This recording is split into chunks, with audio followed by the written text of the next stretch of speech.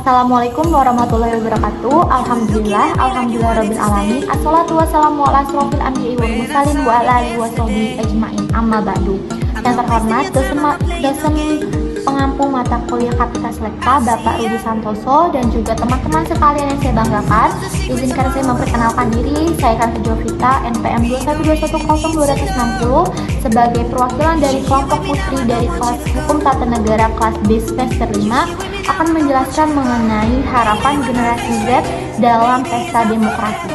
Generasi Z diharapkan akan melahirkan pemuda-pemudi yang kritis dalam mengawasi pemerintahan yang sedang melaksanakan ataupun membuat kebijakan baru, di mana pada saat ini media sosial adalah menjadi alat ataupun senjata bagi para generasi Z dalam menyuarakan kritik, saran, ataupun membuat berbagai macam opini ataupun pendapat terhadap isu politik yang sedang dibicarakan. Seperti yang kita ketahui bahwa sekarang generasi Z diharapkan sebagai agen dari pembangunan, perubahan, dan juga pembaruan dari segala aspek poros bernegara, di mana keterlibatan para Gen Z ini sangatlah penting di dalam setiap aspek kehidupan bernegara, khususnya di dalam pesta demokrasi yang akan dilaksanakan pada tahun 2024 mendatang.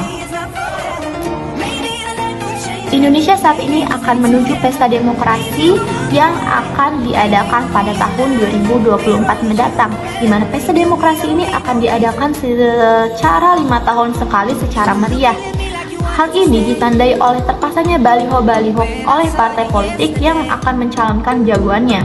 Baliho-baliho ini biasanya terpasang di jalanan umum, di dinding, maupun di fasilitas umum. Partisipasi masyarakat dari segala lini diperlukan untuk mendukung terselenggaranya perhelatan tersebut, di mana masyarakat memiliki peran yang penting dari dalam politik, mengingat politik diadakan untuk kemajuan bangsa.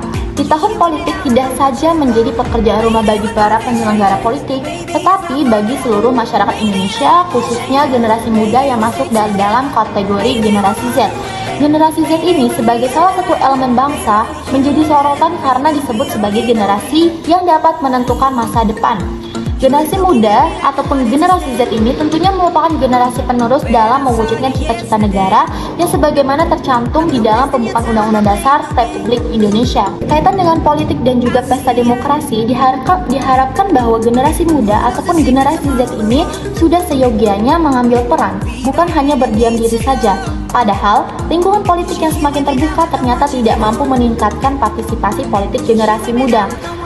Kontribusi dari generasi muda ini sangatlah diperlukan dalam menyongsong pesta demokrasi yang sehat, di mana generasi muda yang cerdas dan juga kritis diperlukan sebagai alat agar pemimpin selanjutnya dapat menjadi pemimpin dambaan masyarakat dengan sifat jujur, amanah, dan membawa kepada kemajuan.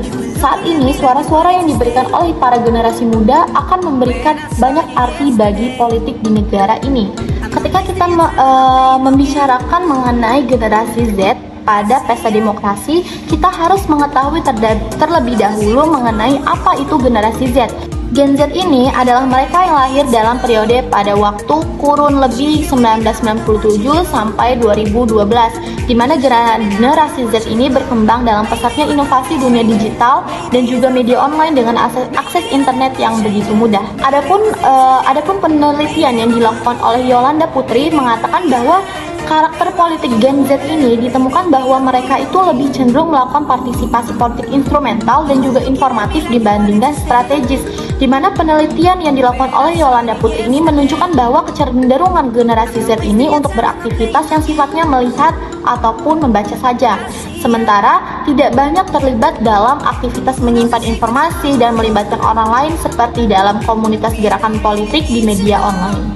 Seperti yang sudah disebutkan pada awal tadi bahwa generasi Z ini disebut-sebut sebagai 3 agen, yaitu ada agen perubahan, agen pembangunan, dan juga agen pembaharuan. Mungkin sekian materi yang bisa saya sampaikan mengenai harapan Gen Z dalam pesta demokrasi. Mohon maaf apabila terdapat kekurangan.